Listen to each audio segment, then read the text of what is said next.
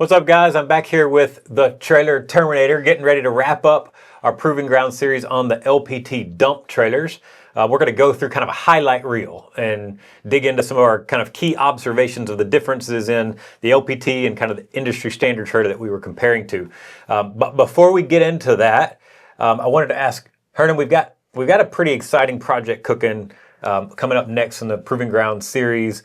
Tell us about it. What's up? Well, it's surprise is we're doing a fleet neck gooseneck trailer, and we're gonna do a side-by-side comparison just like we did to the dumps, and we're gonna knit and pick every little detail on that fleet neck trailer, and we're gonna see what makes it special. That's awesome. I'm super excited about it because everyone that around here knows fleet neck's near and dear to my heart.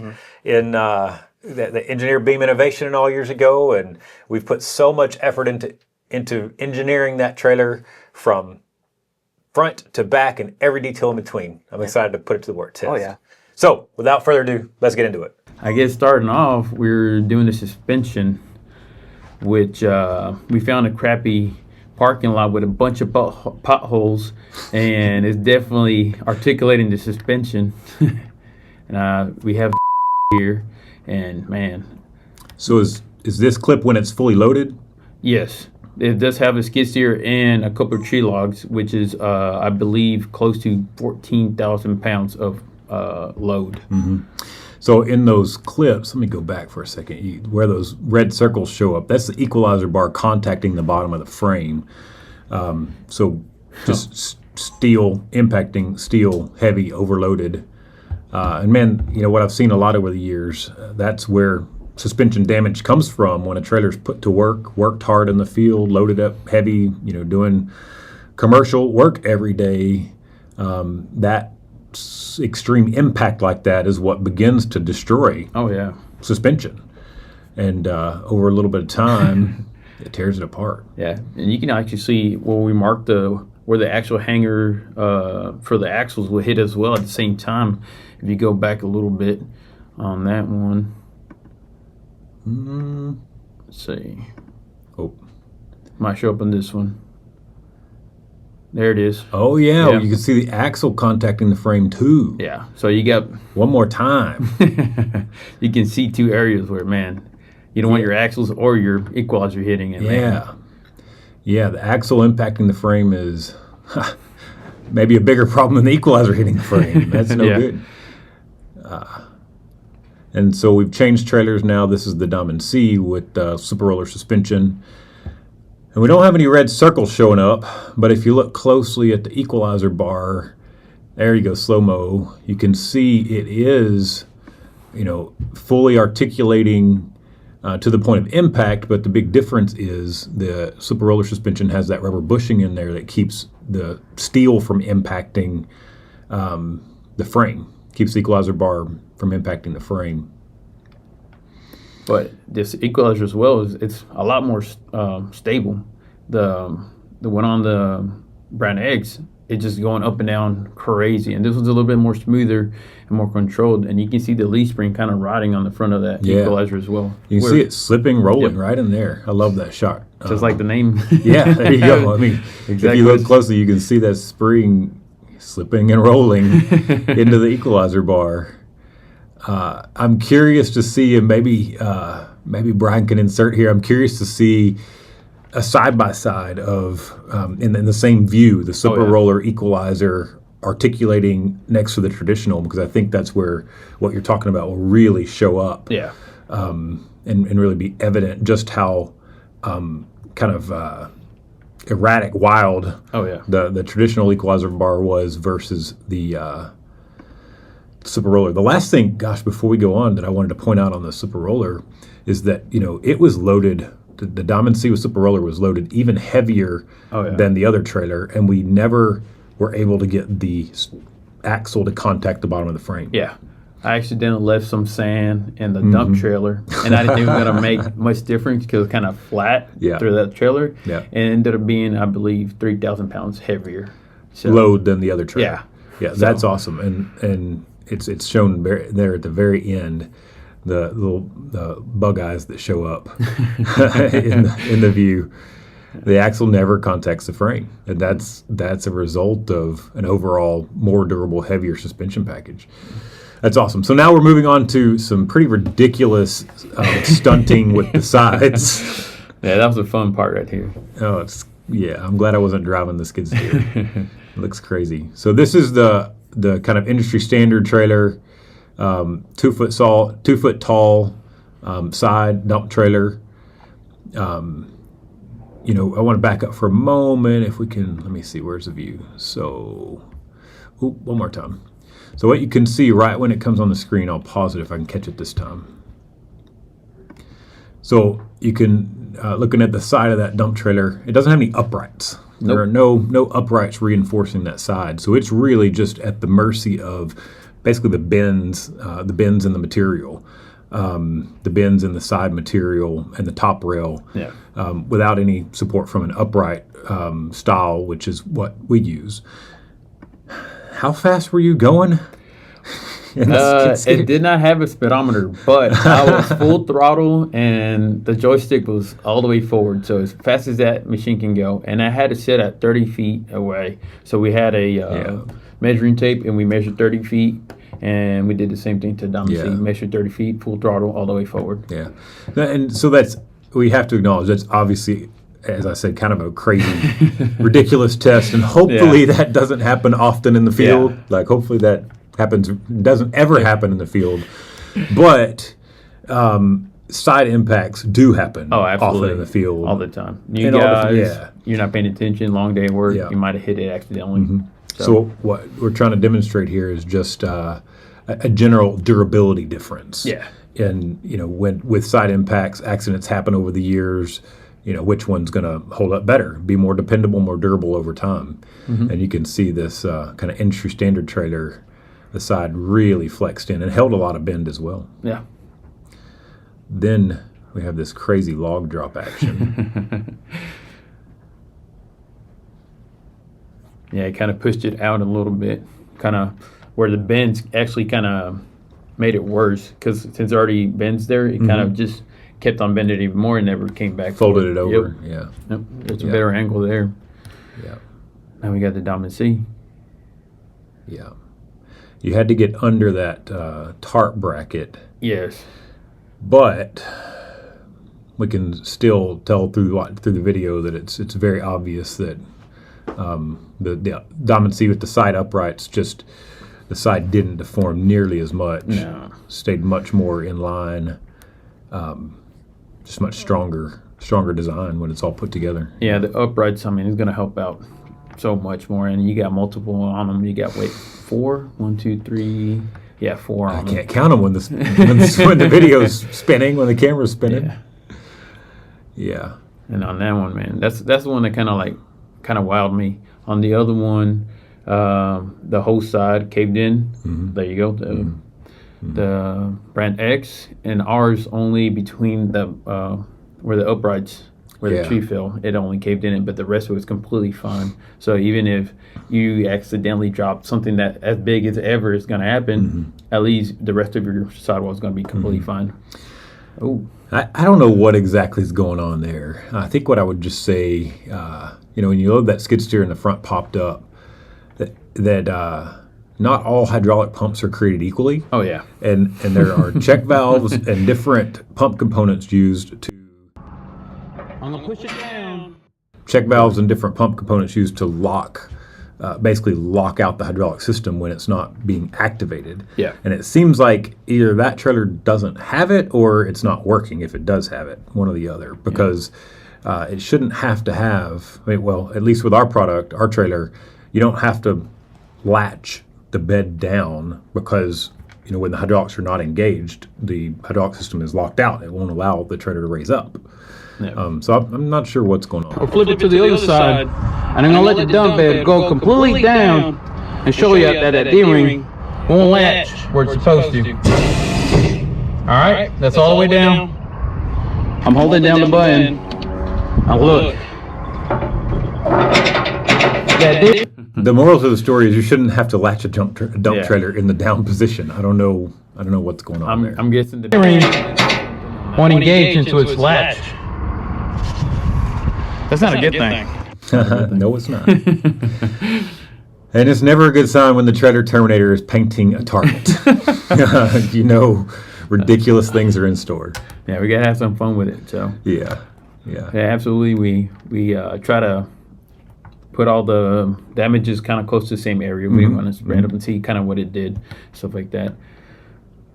There's kind of more of a smaller stuff, just to see like kind of what it did. Like kind of if you're loading a bucket of gravel and stuff, it has bigger rocks and stuff like that, just to kind of mimic that. Yeah. And then Jack was just for fun. Kind of, Yeah. I knew you had like sharp edges, and I wanted to see what would happen. So we got a counterweight for tractor too. Yeah. A bigger piece of concrete there on that one, and you win. Look at those sidewalls. Yeah. It was just a nice look at the sidewalls wiggling under the impact. That's not whole- even the hitting whole that. thing, yeah. Yeah. It really shows up there. I mean, I got to go back to this. I got to go back on the sidewalls. Shoot. Under impact, those shots where you could really see the sidewalls vibrate and wiggle when the load is dropped in. Yeah. And then it's solid with the dumb and see the sidewalls don't wiggle and move as much. Which again is just an indicator of overall durability and how robust strength they of are. design. Yeah, exactly. That's the best word to use, just how robust it is. Look at that. Yeah, that's the clip I was just trying to get back to, where you can see just how much the sides are wobbling. Yep. That's a bigger Yeah. boulder, I guess, concrete chunk, but man, Yeah. that's a lot of movement. That's exactly what I was trying to get back to show, because you can see now loading up the Diamond C the same. The sides just don't move like that. A little bit of vibration and it's strong. Yeah, it's strong. It's great. So that was obviously, I mean, that was extreme testing. Those drops, the log drops were extreme. That bigger one at the end, I believe, was 27, I think, 100 pounds. Dropped from 20-something feet in the air. Yeah. I mean, as high as the Skytrack would go. Absolutely to So the top. again, a super ridiculous kind of extreme example, but we're trying to show the overall durability and strength difference. Within a few days, a couple hours. Yeah. So I'm trying to, what's going to happen within a couple of years. Yeah. So we're trying to speed that up. Yeah, especially for heavy dump trailer users that are working the things every day. I mean, that's where these details will show up over time. So as we're inspecting the industry standard kind of representative trailer here, I was really surprised by how many kind of broken welds that we discovered after the drop test. There was just a lot of failed welds where the weld or the material around the weld just turned loose. Yeah, I was kind of I was thinking, since we inspected the Brand X first, I was like, man, I was a little nervous going to the R's trailer. I was like, we're gonna see the same thing? And after looking around, not a single weld was cracked. Yeah. We couldn't find a single broken or just Pretty cracked crazy. at all. Which is like, I was super impressed. Pretty crazy. I knew we had a little bit better quality and stuff like that, but I was not expecting not a single weld to crack. But you can see the light in the cracks and stuff like that on that. Yeah. I have to point out, and I don't like to point it out, but I have to point out. I mean, that big log drop test, it did some damage to our 3-inch I-beam cross members. I mean, they held up, I think well, all things considered, but it did do some significant damage, bent some cross members up. But besides the deformation of the cross members, everything did hold together really well. Yeah, the main frame, that tubular, I believe the 2x6 tubing, it was completely flat. Yeah. So when the bottom, the bed sit down, it was completely flush to the actual the frame, the main frame, and then the Brand X was a curved up, and it did not sit down. So like you can see a gap between the front of the bed and the frame, which the diamonds he did not have. This one we have a I think that really, where'd the a little bit further back. Yeah. I was going for even further back. Let's see. I think that, where this comes into play, the feld welds and the where the floor started turning loose from the frame, when we really, picked apart the designs and how they're put together, this industry standard trailer, there's a lot of I dare say kind of shortcuts, like areas where our frame goes the full length, their stop's a little short. We still use a full 5-inch rectangle tube for the frame. A lot of the other brands out there are using like a 4-inch channel, and it's not even running the full length as far as the dump frame goes. Yeah. And that's where these differences, I think, all the full cross members all the way across the whole length. That's why it's all becomes a stronger unit and held together better through that testing. Yeah, if you can, let me see if I can find that little section where you can see the bottom of that brand X trailer. It's all over. There you go. It's all over the place. Like you said, they have a 4-inch channel running on the side, but it doesn't go all the way forward. Mm-hmm. And then you have 3-inch. I mean, I don't know why we switched from 4 to 3, kind of where those two 3-inch channels run to the front. Mm-hmm. They do have a solid. It's a 4x4 square tubing on the middle, but that ties into that 3-inch. So it kind of goes from strong to weak. Yeah. And it's kind of all over the place. Yeah. And you kind of, you'll think that these other manufacturers try to make it as simple as possible just to kind of save money and stuff like that. But that's all over the place. I feel like it'd be harder to make, which ours is like super simple, yet I feel like it's like robust. Yeah. I think though, where the big difference comes is if you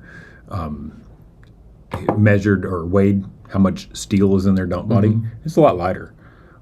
As far as the dump body itself, there's less steel in it. Well, steel is money.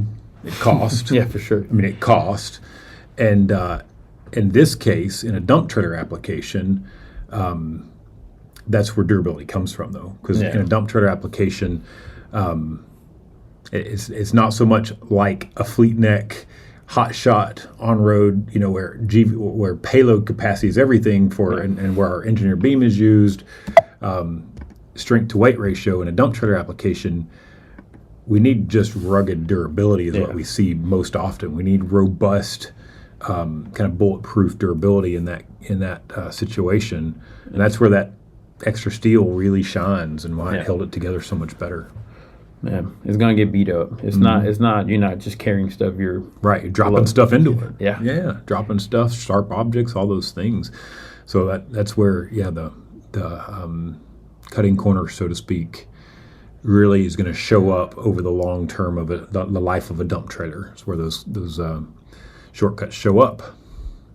They can look good and pretty on day one, but if they're with the differences in the framing and the design underneath, it's going to show up and show out over the life of the trailer. Yeah. So now we're getting into what's going on with the jacks.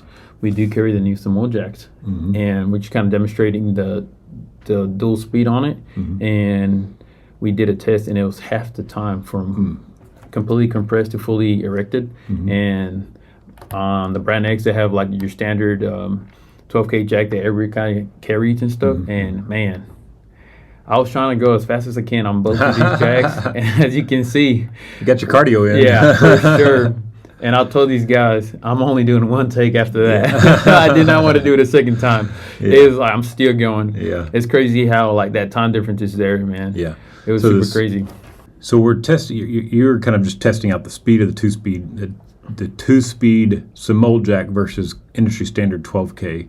Tell me more about what is a two-speed Sidewall jack. Of course I know, but I want to make sure that our listeners do too. Yeah, so basically what it is a dual speed gear system. So it has a smaller gear and a bigger gear. And basically if you have a heavy load, you want to put it on the low gear, which is slower, basically the same speed as a standard 12K jack, but it can actually, easier. So if you, like on that video, we do have a 10,000 pound skid steer on it, which I'm struggling to do with a regular standard one. And on that one, you can see that's way faster, and that's on the on the high speed. But if I have, for whatever reason, even heavier load in it and I can't lift it up, I'll just slam it on second gear, and it takes me a little bit longer, but it should be easier on me. It's easier to turn. Yeah. It's easier to turn. Yeah, so that Sidewall two-speed jack is rated at 20K. Oh yeah. versus the industry standard 12K, and it's standard on LPTs and all of our any trailer we build that uses that 12K jack. Traditionally uses a 12K jack. Now is standard with a 20K Simol that's 2-speed. Yep.